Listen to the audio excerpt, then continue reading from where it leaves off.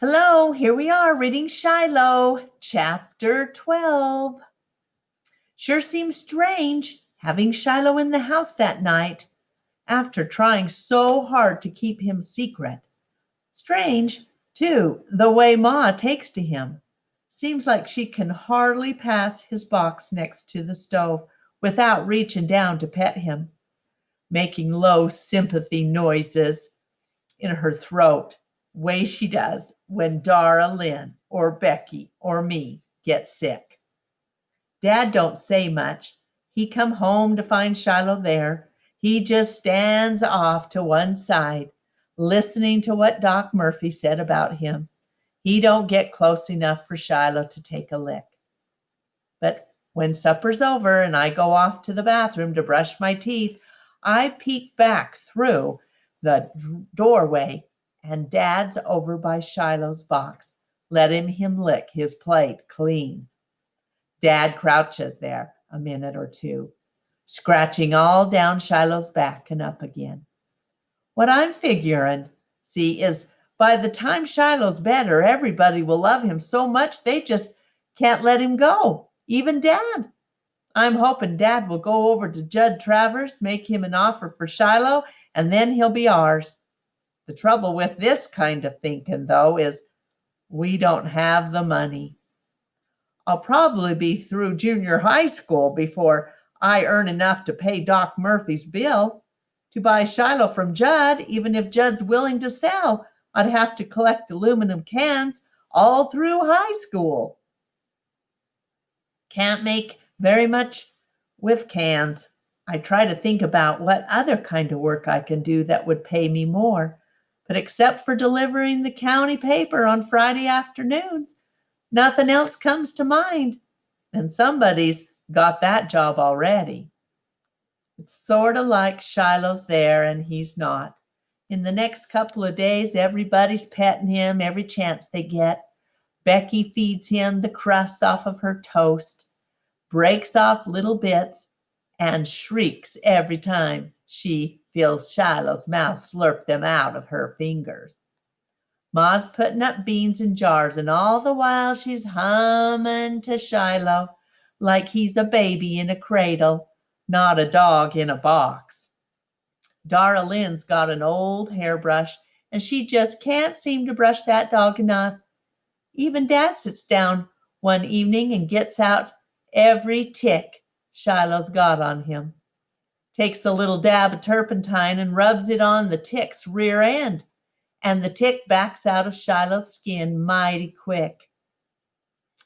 The thing that makes it seem like Shiloh's not there is that nobody except me and Dara Lynn and Becky talk about him. Ma and Dad don't even once mention his name out loud, as though saying it makes him ours, which he ain't. As though if you don't talk about him, maybe he'll just disappear as quickly as he came that day in the rain. What everybody's waiting for, I guess, is something to happen. Every day, Shiloh's getting a little stronger. 2 days after Doc Murphy brought him here, Shiloh's up limping around on his bad leg. Ma puts some papers beside his box for him to do his business on, but he won't. So for the first couple days, I pick him up, carry him out to the yard, and after he's done his business there, I bring him in again.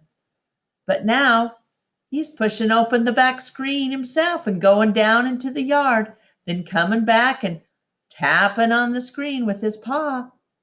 So we'll let him in. Somebody, sometime, is bound to see him.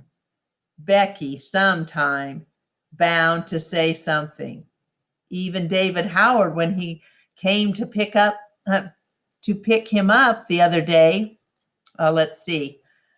even David Howard, when his ma came to pick him up the other day, opens his mouth right off and says something about Shiloh. Who's Shiloh? She asks. Oh, and David realizes he had let it slip. Oh, old stray cat, he says. And now I've got David lying. Worst part about having Shiloh here in the house where I can play with him anytime I like is that it's hard to leave him when I go out collecting cans. But I've got to earn money now, more than ever. So each day when Shiloh takes his long nap, I set out with my plastic garbage bag hanging out one jeans pocket.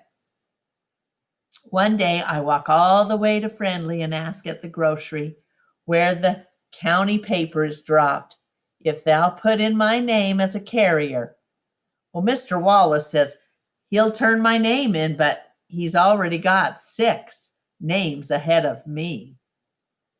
And one of them is a grown man with a car. Don't see how I can match that. I study the bulletin board at the back of the store where people put up notices. Stand on one foot and then on the other, reading the whole dang board.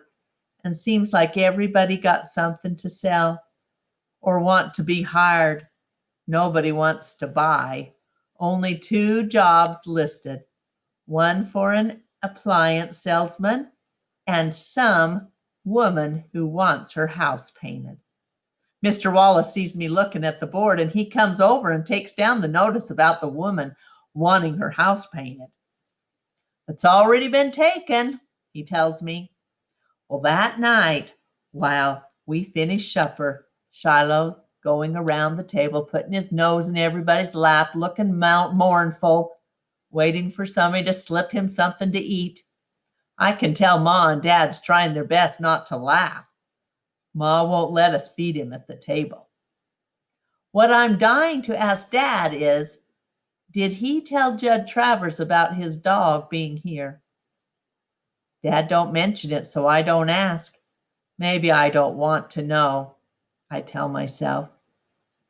And then, just as Ma's dishing up the peach cobbler that we're going to eat hot with milk, I hear a sound outside that makes my bones feel like icicles inside me. Shiloh hears it too, and I know right away it's what I think it is, because Shiloh sticks his tail between his legs, puts his belly low to the floor, and he climbs back into his box. Ma and Dad look at Shiloh. They look at each other. Then there's the slam of a truck door outside, footsteps on the ground, footsteps on the porch, and a rap, rap, rap at the back door. Everybody stops eating, like we was all froze to death in our chairs. Dad gets up, turns on the porch light, and there he is, Judd Travers, looking as mean and nasty as I ever seen him look. He don't even ask, can he come in? He just opens the screen door and steps inside. Ray Preston, he says, somebody told me you got my dog. Dad's looking serious. He nods and he points towards the box by the stove. Over there, Judd, but he's hurt and we've been taking care of him for you.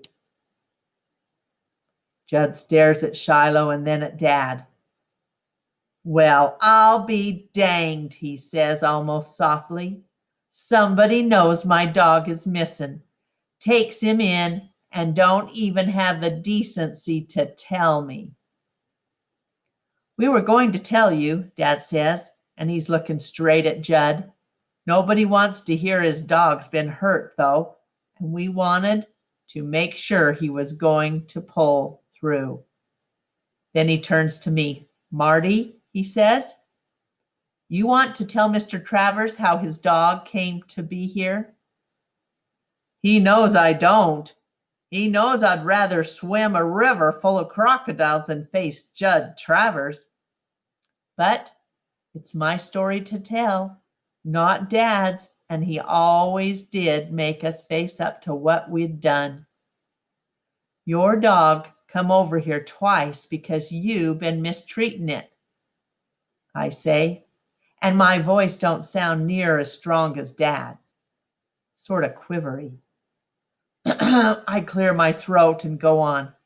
So second time it come over, I builded a pen up in the woods, and Dad didn't know it. And that German Shepherd of Baker's got in and fought Shiloh. Fought who? The Beagle, Shiloh. That's what I've been calling him. And Shiloh got hurt bad. It was my fault for not making the fence higher.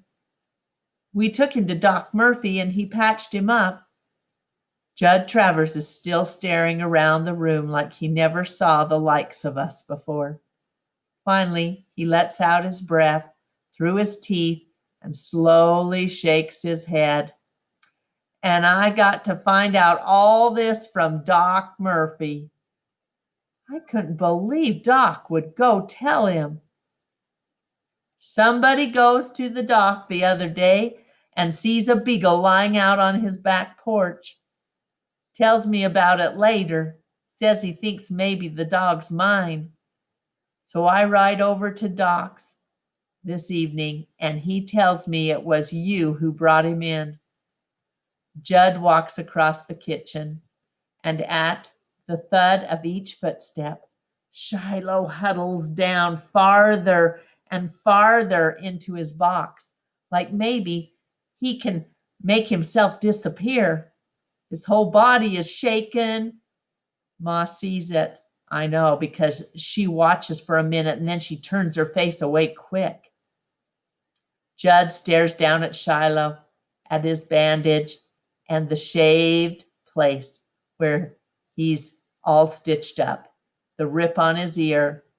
Look what you done to my dog, he yells at me, eyes big and angry. I swallow. Nothing I can say to that. Travers squats down by the box. He puts out his hand and Shiloh leans away like he's going to be hit. If that doesn't prove the way he treats him, I don't know what would. But Judd's saying, I never mistreat my dogs. This one was shy when I got him, that's all. I sure never caused him any injury like this one. Would never have happened if you'd brought him back like I told you. I close my eyes. When I open them again, Judd's putting his hand on Shiloh's head, kind of rough like, sort of patting him, and you can tell he ain't got that much practice being kind. Still hard to prove Shiloh wasn't mistreated before he got to Judd's. How do you go about proving something like that? It was wrong of Marty to pin up your dog, Judd, and we've already talked about that, Dad says. He's the one who's going to pay Doc Murphy for patching him up, and soon as the dog is strong, we'll drive him over to your place. Why don't you let us keep him until then, in case he needs more care? Judd stands up and looks at me. I stare back, but I don't say nothing. And then Ma can't take it anymore. She says, Judd, Marty's got awful attached to that dog, and we'd like to know how much you want for it. Maybe we can scrape up the money to buy him. Judd looks at her like she's talking some kind of nonsense, like we are all getting crazier by the minute. That dog's not for sale, he says. Paid good money to get me a hunting dog, and he could be one of the best that I've had. You want to keep and feed him till he's better? Okay with me. It's you that got him all tore up, and you paying the bill. But I want him back by Sunday. Screen door slams again, and truck starts up, and then he's gone.